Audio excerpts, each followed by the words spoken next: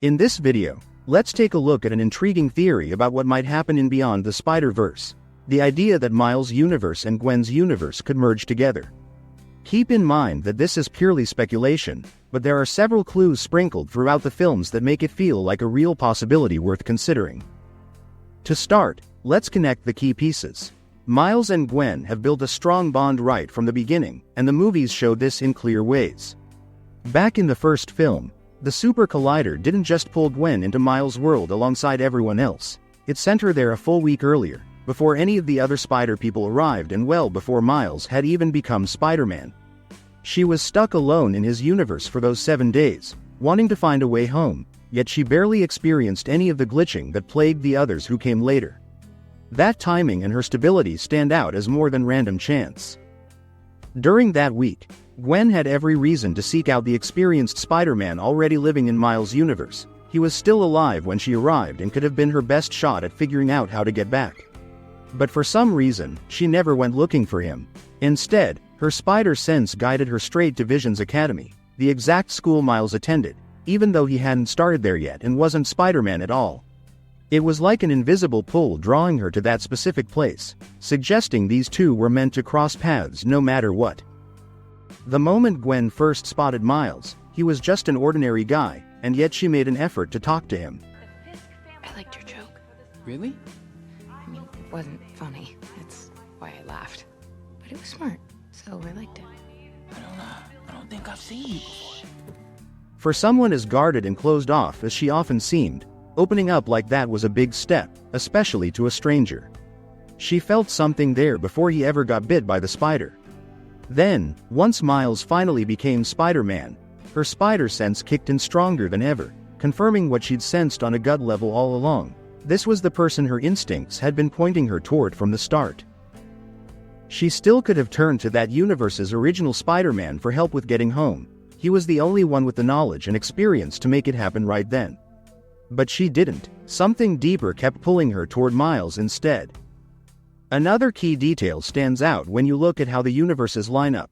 Gwen's universe is the closest one to Miles compared to all the others shown in the film. When Miles and Gwen are together, the visuals drive this home even more powerfully, with colors from both their universes blending seamlessly into one unified palette.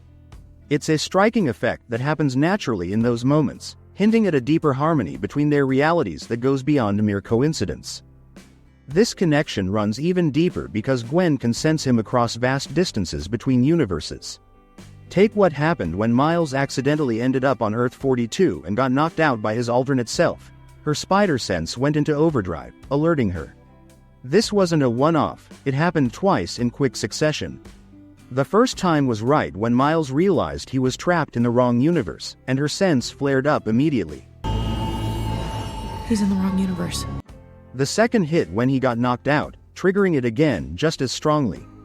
The filmmakers made this deliberate, cutting straight to her in those exact instants as a form of visual storytelling.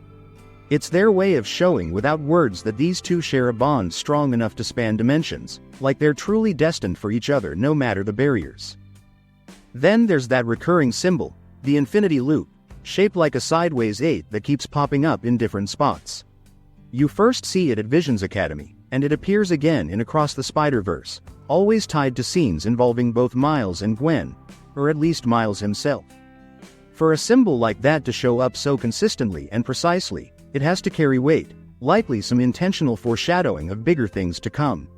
People have a couple of theories about what it points to. One popular idea links it to Earth 8, the universe where a version of Miles and Gwen are married and even have kids together, suggesting their story might echo that path. Another take sees it as a direct hint that their universes could merge eventually, turning that infinite loop into a literal representation of their worlds looping together forever. Either way, its placement builds real suspense around their future. People often wonder how a relationship between Miles and Gwen could actually work long-term when they come from completely different universes. But if the creators behind these films truly want these two to end up together, they'll absolutely figure out a path to make it happen, no question about it. They've spent years carefully building this connection across the movies, layer by layer, so it makes sense that they'd go all in to resolve it in a satisfying way, even with the complications of separate realities pulling them apart. The movies drop enough hints and build enough momentum around their bond that a merger feels like a genuine possibility, something the story has been quietly setting up. Of course, it might not play out that way at all. It could turn into something entirely different, a twist no one sees coming that redefines how their worlds interact. All those details we've covered could point straight to a merge, or they might symbolize some other major shift we haven't pieced together yet. We still have no idea how the big showdown with the Spot will wrap up, but one thing's clear: it'll be incredibly tough, pushing everyone to their limits in ways that could shake the entire multiverse to its core.